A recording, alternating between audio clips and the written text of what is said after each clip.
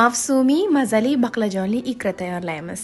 Salat yog'ini solib, qizdirib, undan so'ng go'shtni solib, yaxshilab chiroyli tusga kirgunicha qovurib olamiz. To'g'ralgan piyozlarimizni ham solib, qovurishda davom etamiz. Qizargan piyozlarimiz ustiga pomidor va to'g'ralgan chesnokimizni solib, yana yaxshilab qovurishda davom etamiz. Olov baland bo'ladi. Bir dona sabzini somoncha shaklida to'g'rab, uni ham sovuramiz. Sabzini qovurganimizdan keyin olovni pasaytiramiz.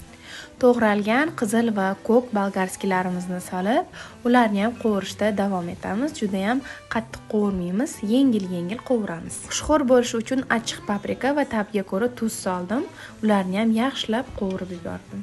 Oldindan to'g'rab, nomakopli suvga ivitilgan baqlajonlarimizni solamiz. Hamma masalliqlarni solib bo'lgandan so'ng olovni o'rtadan ham pastroq qilib, lekin juda ham past bo'lib ketmaydi. Ozgina shira tortishga 10 daqiqaga qo'yib qo'yamiz ikramizni. Ustini yopmaymiz umuman. O'zi shirali, mazali bo'lib pishadi. Pishishidan ozgina oldin ukrop va kashnich o'zagini to'g'rab sovordim.